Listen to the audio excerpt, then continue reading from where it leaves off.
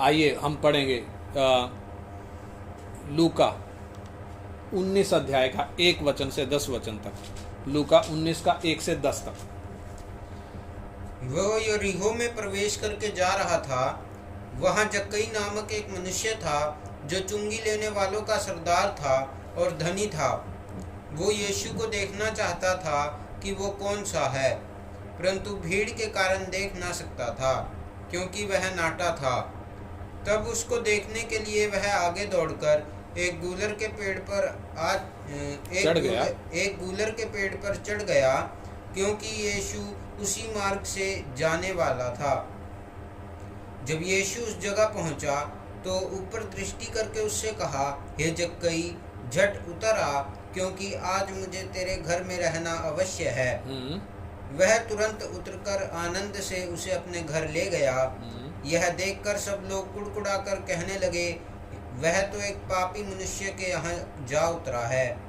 जक्कई ने खड़े होकर प्रभु से कहा, हे प्रभु, देख, मैं अपनी आधी संपत्ति कंगालों को देता हूँ, और यदि किसी का कुछ भी अन्याय करके ले लिया है तो उसे 4 गुना फेर देता हूँ। तब यीशु ने उससे कहा, आज इस घर में उद्धार आया है, इसलिए कि यह भी अब्राहम का एक पुत्र है। हाँ, क्योंकि बस इतना काफी है। हमने ये घटना पढ़ी, पहले भी हम थोड़ा सा इस विषय में सीख चुके हैं, और थोड़ा आज इसमें बहुत सारे आत्मिक विषय हैं। परमेश्वर का आत्मा जो हमें खोलकर समझाना चाहता है। जक्कई का जीवन, जिसके मन में प्रभु यीशु से मिलने की एक तमन्ना थी, प्रभु यीशु को देखने का एक मन था, और जब वो इस बारे में विचार कर रहा था, सोच रहा था, सर्वज्ञानी परमेश्वर उसके मन की इस तमन्ना को जानता था। इसलिए यीशु यरीहो नगर में आ गया, और वह यरीहो के बीच में से होकर जा रहा था। हमने इसका 1 वचन में पढ़ा। अगर वो चाहता तो इस जक्कई के घर में या इसके दफ्तर में सीधे आकर इसको मिल सकता था, लेकिन प्रभु ने ऐसा नहीं किया। क्यों नहीं किया? उसके पीछे कारण है, बहुत बड़ा कारण है। उसने जक्कई को मौका दिया, क्योंकि इसके द्वारा प्रभु हमें कई बातें सिखाना चाहता है। लेकिन जब हम देखते हैं जक्कई में और प्रभु में बड़ा फासला है, बीच में दूरी है, कई सारी बाधाएं हैं, और जब जक्कई का जीवन देखते हैं तो एक एक करके जक्कई ने उन बाधाओं को दूर किया, एक एक करके दूर किया, और प्रभु तक पहुंचने का प्रयास किया, उसको देखने का प्रयास किया, यानी पूरी लगन के साथ। तो हम देखते हैं उसके सामने सबसे पहली बाधा कौन सी थी? हमने पीछे देखा भी था थोड़ा उसके बारे में। कौन सी बाधा थी? वो चुंगी लेने वालों का सरदार था। यानी हमारी भाषा में बोले तो जैसे हमारे देश में आयकर विभाग है, वो आयकर विभाग का आयकर आयुक्त था। यानी उस डिपार्टमेंट में काम करने वाला एक कर्मचारी नहीं, बल्कि इनकम टैक्स कमिश्नर। उसका कारोबार बड़ा था, इसलिए वो अपने कारोबार में बहुत व्यस्त था। उसके पास टाइम नहीं था कि वो यीशु को मिल सके या उसको देख सके। उतना कहां, इतने बड़े कारोबारी के पास कहां इतना टाइम होता है। लेकिन जब उसको पता चला कि आज यीशु यरीहो में आया है, मालूम है उसने क्या फैसला किया? उसने एक फैसला किया, आज मैं अपनी दुकान बंद रखूंगा, आज मैं अपने दफ्तर को बंद करूंगा, आज मैं छुट्टी ले लूंगा, क्योंकि आज मुझे यीशु से मिलने के लिए, उसको देखने के लिए जाना है। यानी उसने फैसला किया, और फैसला ही नहीं, उसने कदम उठाया। यानी उसके सामने ये भारी रुकावट थी, उसने इस रुकावट को दूर किया और छुट्टी ले ली। लेकिन जब छुट्टी ली तो अगली एक और बाधा उसके सामने है। कौन सी? वो नाटा है, उसका कद छोटा है। उसका मतलब क्या है? नाटा का मतलब क्या होता है? उसके जीवन में कमियां हैं, वो अयोग्य है। आप किसी नाटे व्यक्ति से बात करके देखना, शायद आपने बात करी भी हो। उसकी सोच कैसी होती है? नाटे व्यक्ति की कैसी सोच होती है? वो तो यही कहेगा ना कि परमेश्वर मुझसे प्यार नहीं करता, इसलिए तो उसने मुझे ठिगना बना दिया। वो जब सबको अच्छी खासी हाइट दे रहा है तो मुझसे कौन सी दुश्मनी थी? वो तो मुझसे बैर रखता है, इसलिए मुझे इस हालत में बनाया। जबकि परमेश्वर का सिद्धांत, वो कोई भी काम बिना मतलब के नहीं करता। यानी किसी को नाटा, किसी को लंगड़ा, किसी को अंधा अगर वो पैदा कर रहा है, उसके पीछे जरूर खास मकसद है। लेकिन वो व्यक्ति नहीं जानता कि वो परमेश्वर का वो उद्देश्य मेरे जीवन से क्या है। और जब वो नहीं जानता तो जाहिर सी बात है वो परमेश्वर से प्रेम तो करेगा नहीं, नफरत ही करेगा।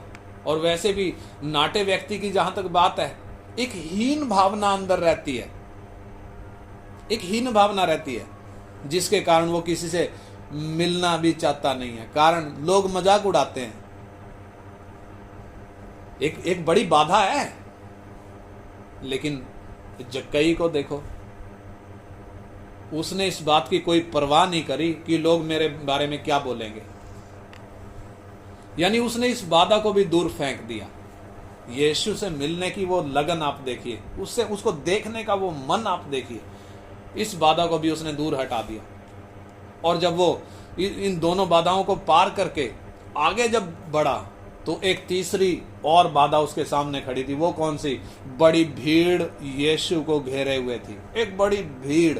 और ये नाटा व्यक्ति उस भीड़ के कारण यीशु को देख नहीं पाया। मेरे जैसा होता तो क्या सोचता?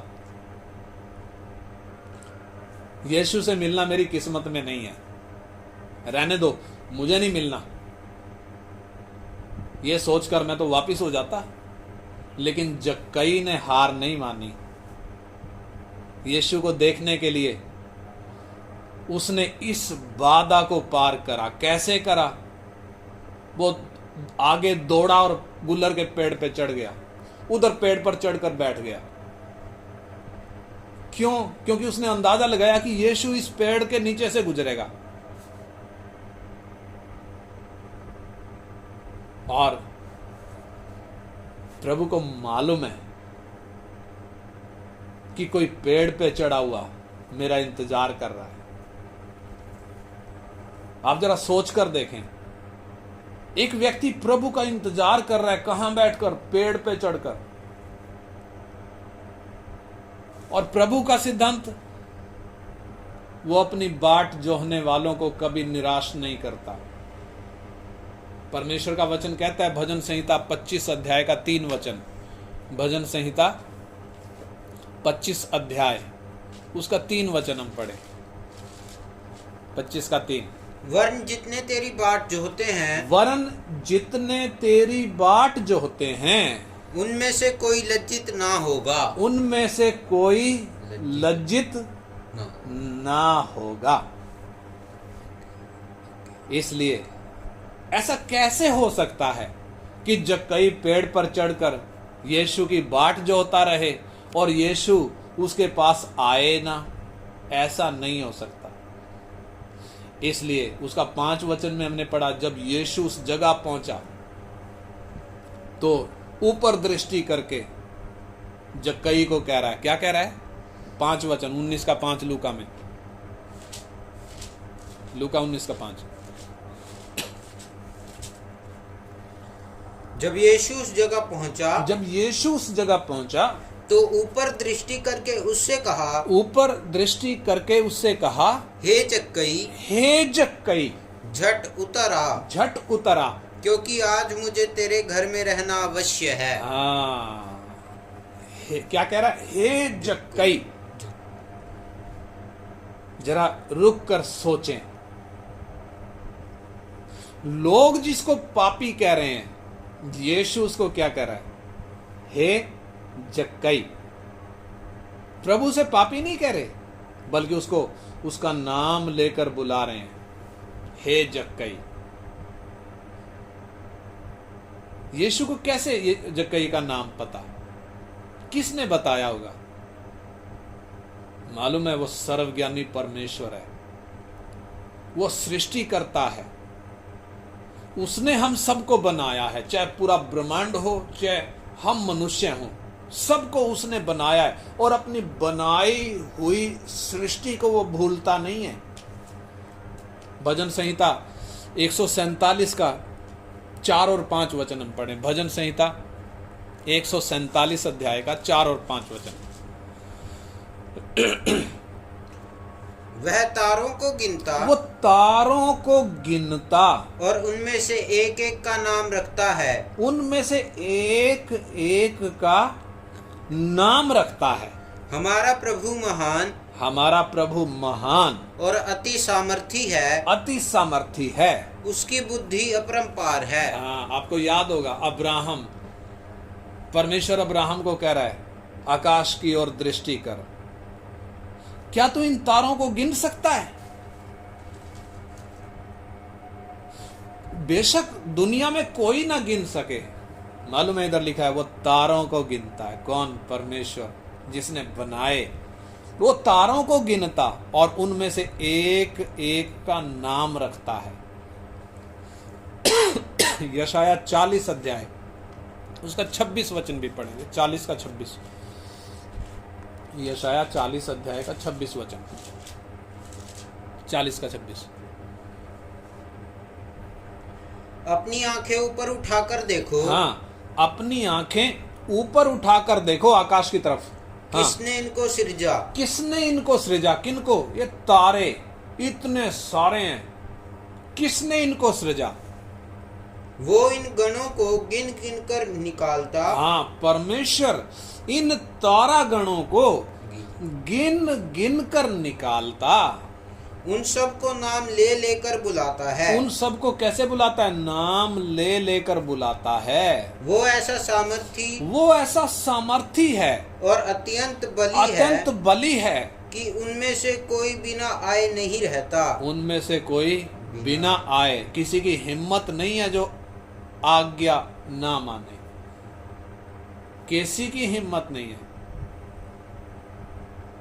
और इस्राएल के विषय में भी परमेश्वर कहता है, यशाया 43 का 1, 43 का 1, यशाया 43 का 1। हे इज़राइल, हे इस्राएल, तेरा रचने वाला, तेरा रचने वाला, और हे याकूब, और हे याकूब, तेरा सृजनहार यहोवा, तेरा सृजनहार यहोवा अब यूं कहता अब है, यूं कहता है, मत डर, मत डर, क्योंकि मैंने तुझे छुड़ा लिया है। क्योंकि मैंने तुझे छुड़ा लिया है। मैंने तुझे नाम लेकर बुलाया है। तुझे कैसे बुलाया है? नाम लेकर बुलाया है। तू मेरा ही है। तू मेरा ही है, बस इतना काफी है।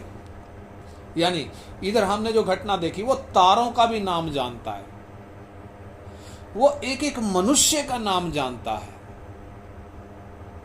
लेकिन उसका सिद्धांत है, वो हर किसी का नाम अपने होंठों पर लाता नहीं है। वो स्वभाव है उसका, हर किसी का नाम अपने होंठों पर लाता नहीं है। हर मनुष्य का नाम वो अपने होंठों पर कभी लाएगा नहीं। कारण उसके पीछे क्या है? हमें बाइबल में कई उदाहरण मिलते हैं। रूत की किताब 4 अध्याय का 1 वचन हम पढ़ें। रूत की किताब 4 अध्याय का 1 वचन। हाँ, तब बोअज फाटक के पास जाकर बैठ गया। हाँ, और जिस छुड़ाने वाले कुटुंबी की चर्चा बोअज ने की थी, हाँ, वो भी आ गया। हाँ, तब बोअज ने कहा, हाँ, हे फुलाने, हे फुलाने, इधर आकर यहीं बैठ जा। इधर आकर यहीं बैठ जा। हे फुलाने, देखो आप समझ कर देखो, परमेश्वर का वचन जिसके विषय में हमने पढ़ा, यीशु कहता है एक मात्रा भी, एक बिंदु भी पूरा हुए बिना नहीं टलेगी। यानी एक एक शब्द परमेश्वर की आत्मा की प्रेरणा से लिखा गया। लेकिन इधर एक व्यक्ति का नाम तो है, परंतु क्या लिखा जा रहा है? नाम नहीं लिखा जा रहा। क्या लिखा गया है? हे फुलाने। हे फुलाने का मतलब परमेश्वर का आत्मा उसका नाम अपने होठों पर लाना नहीं चाहता। कारण क्या है उसके पीछे? क्योंकि यह व्यक्ति अपनी जिम्मेदारी को निभाता नहीं, अपनी जिम्मेदारी से भागने वाला एक व्यक्ति है। इसलिए परमेश्वर पसंद नहीं करता ऐसे व्यक्ति को। लूका 17:32 भी पढ़ें, यीशु मसीह कुछ कह रहे हैं। लूका 17:32, जल्दी से, लूका 17:32। लूत की पत्नी को स्मरण रखो। हाँ देखो, यीशु मसीह कह रहे हैं, क्या कहते हैं? लूत की पत्नी को स्मरण रखो। किसको स्मरण रखो? लूत की पत्नी को। सवाल उठता है कि प्रभु उस लूत की पत्नी का नाम नहीं जानते थे क्या? उसका नाम ले देते हैं। इतने सारे नाम बाइबल में लिखे हैं, कितनी औरतों के नाम लिखे हैं, लेकिन इधर लूत की पत्नी को स्मरण रखो ऐसा बोलता है। पूरी बाइबल में लूत की पत्नी का नाम नहीं है। लूत की पत्नी का तो जिक्र है, लेकिन लूत की पत्नी का नाम नहीं है। क्यों? परमेश्वर ऐसों का नाम अपने होठों पर लाना नहीं चाहता। क्यों? ये परमेश्वर से बढ़कर ये संसार से प्यार करते हैं। परमेश्वर का स्वभाव आप समझना। और पिछली क्लास में हमने जो वो धनी मनुष्य के बारे में पढ़ा था, मत्ती में उसकी घटना लिखी हुई है, मत्ती सुसमाचार में, मरकुस में लिखी हुई है, लूका में वो घटना लिखी हुई है। 3 सुसमाचारों में घटना लिखी है, लेकिन कहीं भी उस व्यक्ति का नाम नहीं लिखा। लिखा है वो जवान था, लिखा है वो सरदार था, लिखा है वो धनी था, वो दौड़ते हुए यीशु के पास आया, वो अनंत जीवन पाने का बड़ा अभिलाषी था, लेकिन कहीं पर भी उसका नाम नहीं लिखा। क्यों नहीं लिखा? क्योंकि यह व्यक्ति परमेश्वर से बढ़कर यह धन से प्रेम करता है। इसलिए ऐसे व्यक्ति का नाम परमेश्वर अपने होठों पर लाएगा नहीं। आप सोच कर देखो परमेश्वर का स्वभाव। मैं और आप, हम अपने जीवन को जांच कर देखें, हम कौन सी कैटेगरी में हैं। क्या परमेश्वर हमारा नाम लेना चाहेगा? क्या परमेश्वर हमें नाम लेकर बुलाता है? बड़ा विषय है। जक्कई को क्या कह रहा है? हे जक्कई, जल्दी कर, नीचे उतर, आज मुझे तेरे घर में रहना है।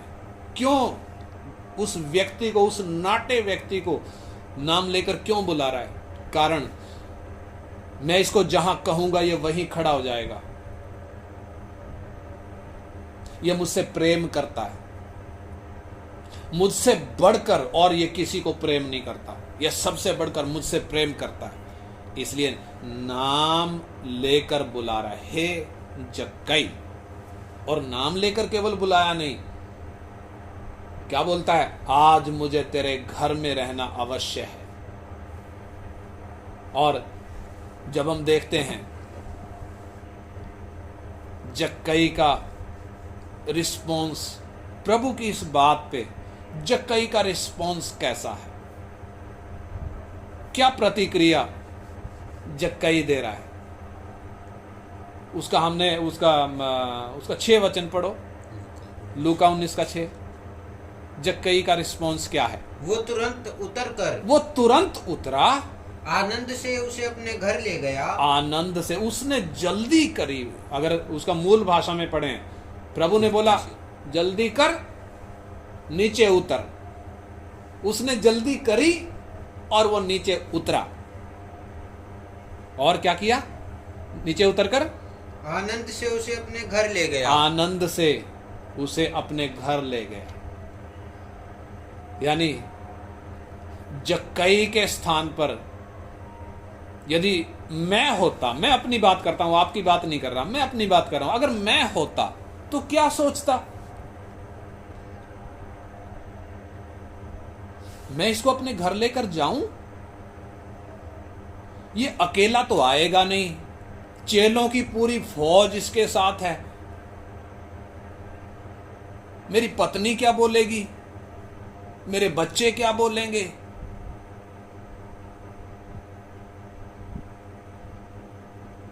वो क्या सोचेंगे जब मैं इतनी फौज को लेकर जाऊंगा? मैं आपसे पूछता हूं, ऐसी परिस्थिति में आप क्या करेंगे?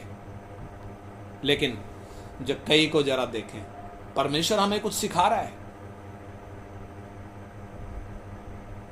ये जक्कई, इसकी सोच को जरा देखें, ऐसा लगता है जैसे ये पहले से प्रिपेयर्ड है। इसने अपना माइंड पहले से प्रिपेयर कर रखा है। किस बात के लिए? मैं प्रभु को अपने घर में लेकर जाऊंगा, अगर मौका मिला मैं अपने घर में लेकर जाऊंगा। इसलिए वो आनंद के साथ प्रभु को अपने घर में ले गया। उसने देरी नहीं करी, उसने प्रभु को आनंद के साथ रिसीव किया और अपने घर ले गया। और जब घर लेकर चला, उसके बाद की घटना, 7 वचन। यह देखकर सब लोग कुड़कुड़ाकर कहने लगे। हाँ, यह देखकर बाकी लोग, सब लोग कुड़कुड़ाकर कहने लगे, वो तो एक पापी मनुष्य के यहाँ जा उतरा है। हाँ, वो तो एक पापी मनुष्य के यहाँ जा उतरा, चला गया है। यानी देखो, इतनी रुकावटें जक्कई ने पार करी। अब ये एक और बाधा, कौन सी बाधा? ये लोगों की बाधा। यानी ये लोग कभी भी नहीं चाहेंगे कि यीशु आपके घर में आए या आपके जीवन में आए या आप यीशु पर विश्वास करें। इस संसार के लोग कभी नहीं चाहेंगे। ये एक बहुत बड़ी बाधा है और बहुत लोग यहाँ फेल हो जाते हैं, बहुत लोग फेल हो जाते हैं। लेकिन इस जक्कई को जरा आप देखें, इसने दुनिया की परवाह नहीं करी, इसने संसार की परवाह नहीं करी। दुनिया की सोच कैसी है, एक बार फिर मैं बताना चाहूंगा। जब एक व्यक्ति यीशु पर विश्वास करता है, दुनिया की सोच कैसी है?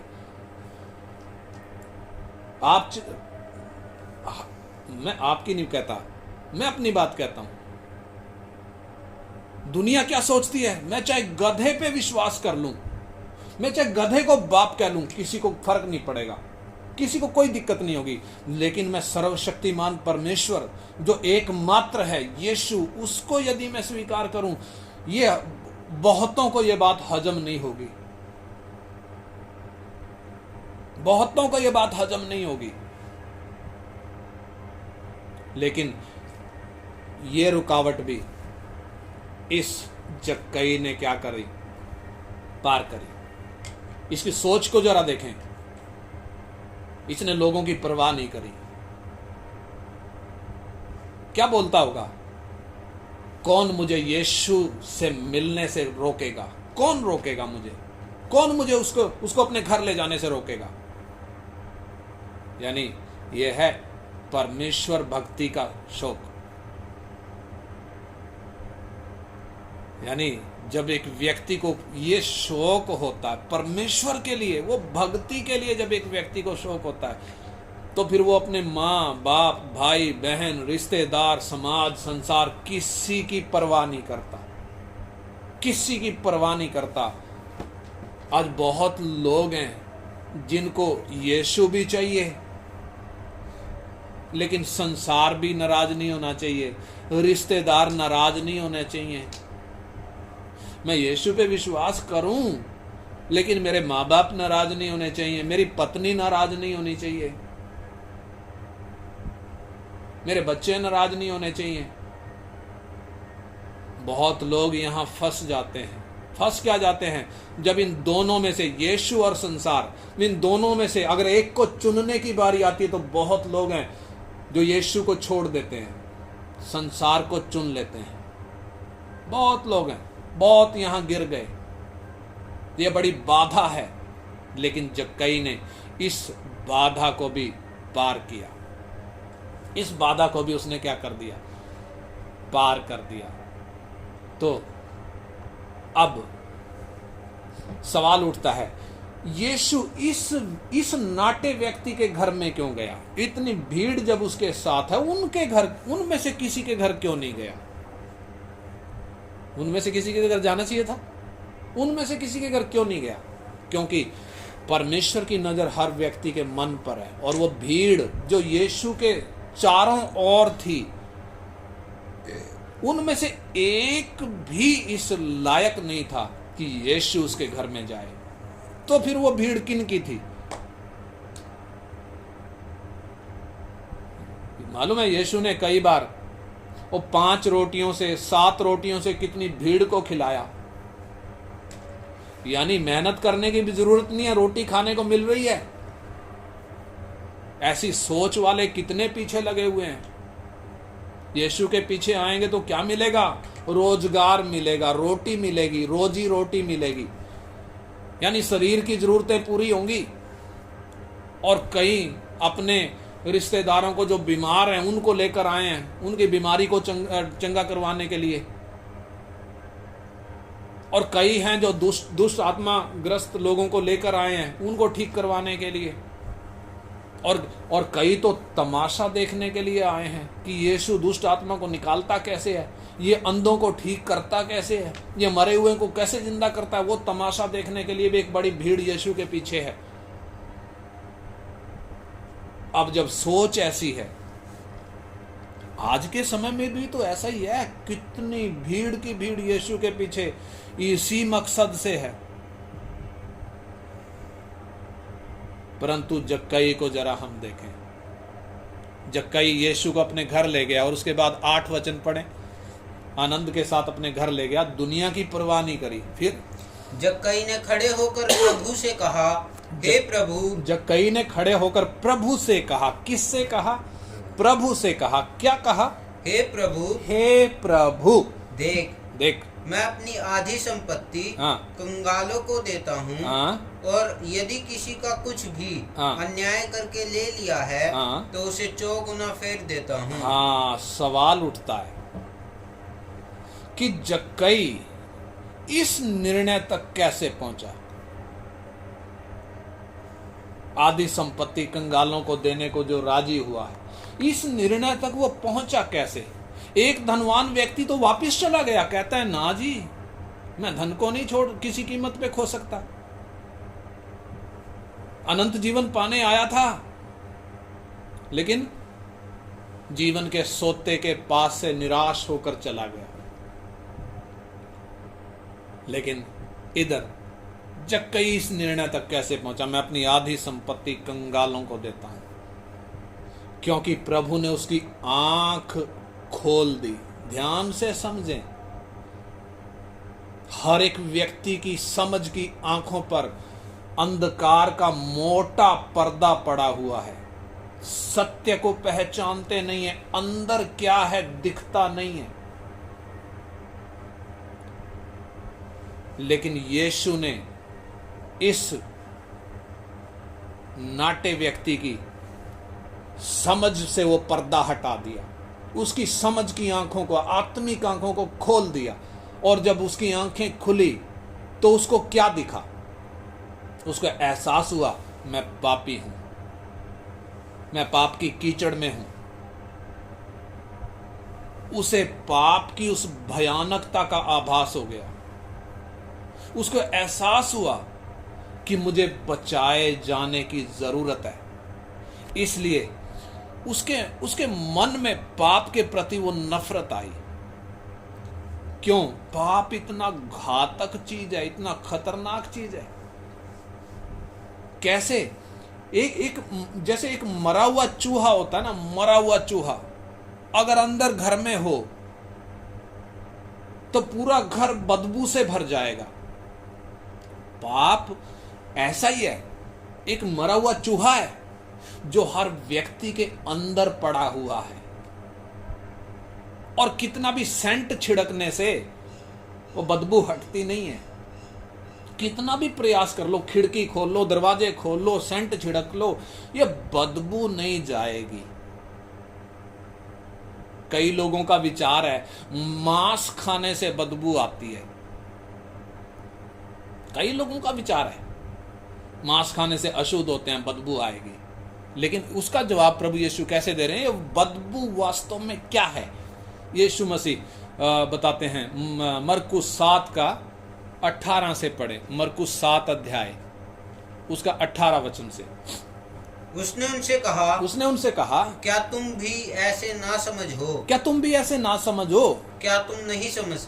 क्या तुम नहीं समझते कि जो वस्तु बाहर से मनुष्य के भीतर जाती है, जो वस्तु बाहर से मनुष्य के भीतर जाती है, यानी मुंह से जो अंदर जाती है, वो उसे अशुद्ध नहीं कर सकती। वो उसे अशुद्ध नहीं कर सकती, क्योंकि वो उसके मन में नहीं, परंतु पेट में जाती है, पेट में जाती है, और संडास में निकल जाती है, शौच में निकल जाती है। यह कहकर उसने सब भोजन वस्तुओं को शुद्ध ठहराया। सब भोजन वस्तुओं को क्या ठहराया? शुद्ध ठहराया। यानी खाने से आप अशुद्ध नहीं होंगे, खाने से आपके अंदर से बदबू नहीं निकलेगी। फिर आगे, फिर उसने कहा जो मनुष्य में से निकलता है वही मनुष्य को अशुद्ध करता है। वो है असली बदबू जो मनुष्य के अंदर से निकल रही है। क्या निकल रही है? बदबू निकल रही है, अशुद्ध करता है। हाँ, क्योंकि भीतर से अर्थात मनुष्य के मन से बुरे बुरे विचार, व्याभिचार, चोरी, हत्या, परस्त्रीगमन, लोभ, दुष्टता, छल, लुचपन, कुदृष्टि, निंदा, अभिमान और मूर्खता निकलती है। देखो कितनी एक एक बात को आप जरा ध्यान से समझेंगे तो आपको मालूम पड़ेगा। ये है अंदर से क्या निकल रहा है? बदबू निकल रही है। और प्रभु आगे क्या कहता है? निकलती हैं ये सब बुरी बातें भीतर ही से निकलती हैं और मनुष्य को अशुद्ध करती हैं। मनुष्य को क्या करती हैं? अशुद्ध। यानी ये बता रहा है अंदर क्या है।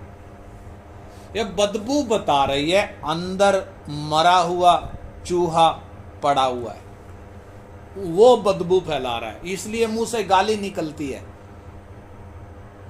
इसलिए व्यभिचार निकलता है, इसलिए चोरी करता है, इसलिए बुरे बुरे विचार, इसलिए लालच करता है, दुष्टता करता है, छल करता है, धोखा देता है, लुचपन करता है, कितनी सारी बातें, घमंड। ये है बदबू। कहां से आई? अंदर मरा हुआ चूहा पड़ा है और दुनिया इस बदबू में जी रही है। दुनिया इस बदबू में जी रही है। हम जरा अपने जीवन को जांच कर देखें, क्या मेरे अंदर से, क्या मेरे जीवन से भी ऐसी बदबू तो नहीं निकलती?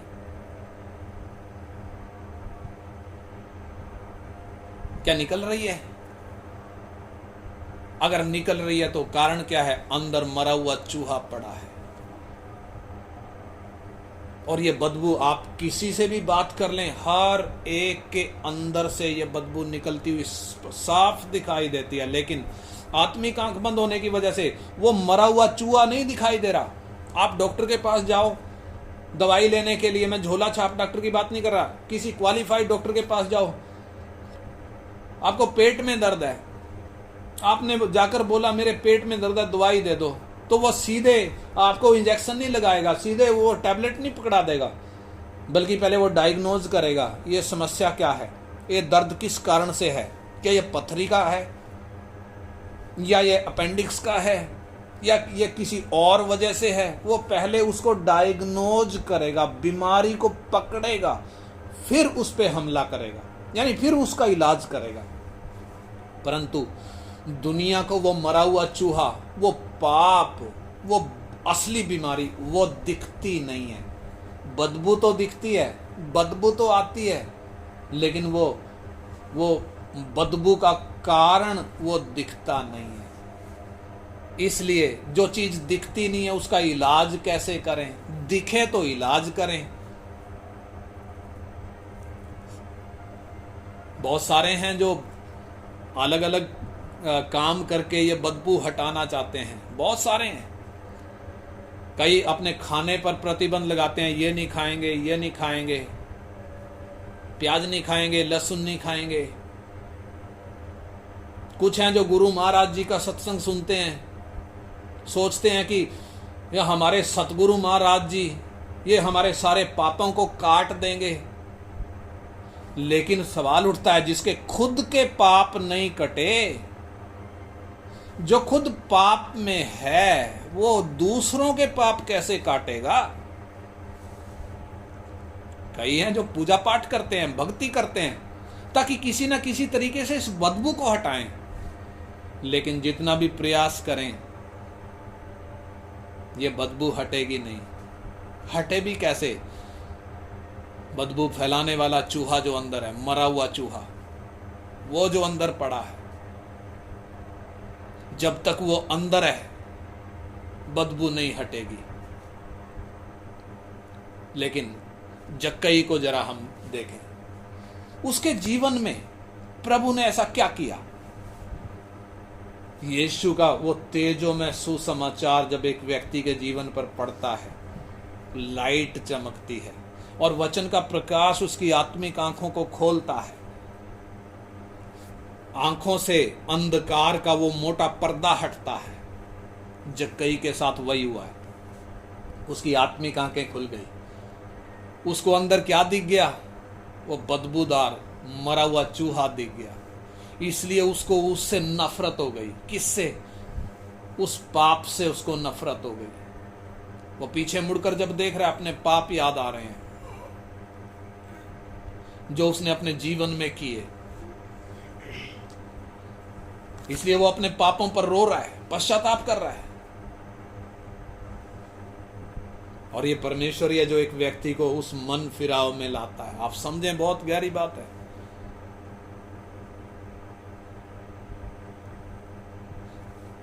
जक्कई क्या फैसला कर रहा है? मुझे इस बदबू में नहीं जीना, मुझे इस पाप में नहीं जीना, यह मरा हुआ चूहा मुझे अंदर नहीं चाहिए। इसलिए वो अपने पापों से मन फिरा रहा है। उसको किसी की जरूरत महसूस हो रही है। किसकी? जो उस चूहे को बाहर फेंक दे। दुनिया में कोई नहीं है यीशु के अलावा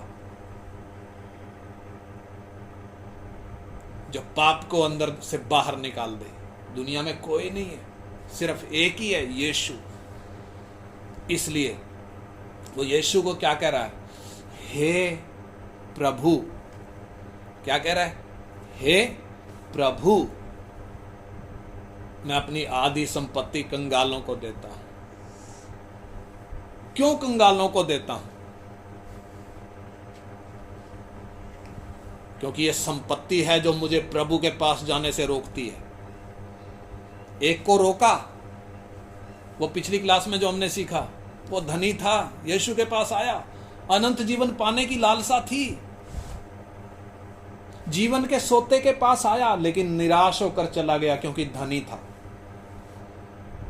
यानी ये धन, ये वो खतरनाक चीज है, वो बड़ी बाधा है जो एक व्यक्ति को यीशु से मिलने से रोकती है, यीशु को जीवन में आने से रोकती है। इसलिए जक्कई का फैसला, मैं आधी संपत्ति कंगालों को देता हूं। और इतना ही नहीं, आगे भी कहता है वो, यदि मैंने अन्याय के साथ किसी से उसका 8 वचन। जक्कई ने खड़े होकर प्रभु से कहा, हाँ, हे प्रभु देख, हे प्रभु देख, मैं अपनी आधी संपत्ति कंगालों को देता हूँ। हाँ, और यदि किसी का कुछ भी हाँ, अन्याय करके ले लिया है, हाँ, तो उसे 4 गुना फेर देता हूँ। 4 गुना फेर देता हूँ। किसको? जिसका मैंने अन्याय करके ले लिया है। यानी उसको अब क्या याद आ रहा है? मैंने किसी के साथ अन्याय किया है, क्या करूं? मैं उसको 4 गुना फेर देता हूं, 4 गुना फेर देता हूं। यह है पश्चाताप, यह है मन फिराव, यह है अपने पापों पर छाती पीटना। इसके बिना उद्धार असंभव है, इसके बिना प्रभु से मेल असंभव है। और एक और बात, एक और बहुत महत्वपूर्ण बात, वो देखकर हम प्रार्थना करेंगे। ये केवल पापों से मन ही नहीं फिरा रहा, यानी पापों के प्रति ये केवल कायल नहीं हुआ है, बल्कि कायल होने के साथ साथ ये अपने दिल का दरवाजा यीशु के लिए खोल रहा है। प्रकाशित वाक्य 3 अध्याय में लिखा है, देख मैं द्वार पर खड़ा हुआ खटखटाता हूं,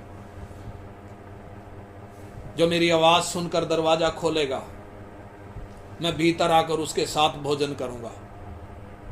यानी प्रभु दरवाजे पर खड़ा हुआ खटखटा रहा है, यह तो मालिक है।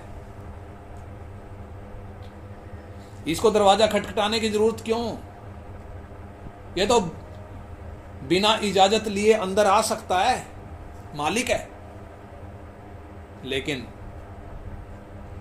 अपने सबसे प्यारी सृष्टि इंसान की स्वतंत्र इच्छा का आदर करता है, बिना इजाजत अंदर नहीं आएगा।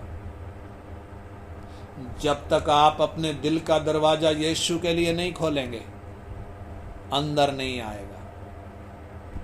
जक्कई ने अपनी स्वेच्छा से अपने दिल का दरवाजा यीशु के लिए जब खोला, मालूम है उसके अंदर से पाप हट गया, प्रभु उसके अंदर आ गया। क्यों खड़ा होकर वो बोलता है मैं आधी संपत्ति कंगालों को देता हूं? क्योंकि उसकी आंख खुल गई। इससे कीमती खजाना उसको दिख गया। कौन सा खजाना? हमने यूहन्ना 3:3 में पढ़ा था, प्रभु यीशु कहते हैं मैं तुमसे सच सच कहता हूं, जब तक एक व्यक्ति नए सिरे से ना जन्मे परमेश्वर का राज्य देख नहीं सकता। जक्कई ने देख लिया। क्या देख लिया? परमेश्वर का राज्य देख लिया। इसलिए इस धरती की चीजें उसे उतनी प्रिय नहीं दिख रही जितनी प्रिय क्या दिख रही हैं? वो स्वर्ग की चीजें दिख रही हैं। इसलिए आइए हम अपने जीवनों को जांच कर देखें, मैं किस स्टेज पर खड़ा हूं, मेरी हालत कैसी है, मैं किससे प्रेम करता हूं? क्या अपने आप से, क्या अपने रिश्तेदारों से, या नाश होने वाले संसार से, नाश होने वाले धन से? किससे प्रेम करता हूं? क्या अभी भी मेरे अंदर से वो बदबू आ रही है पाप की? क्या वो मरा हुआ चूहा अभी भी अंदर है? क्या मैंने अपने पापों से मन फिराया है? क्या मैंने पाप का वो पुराना रास्ता छोड़ा है? क्या मेरे अंदर वो नए सिरे से जन्म हुआ है? क्या मैंने अपने दिल का दरवाजा यीशु के लिए खोला है? आइए विचार करें, ठंडे दिमाग से इन वचनों को हम मनन करें और प्रार्थना करें।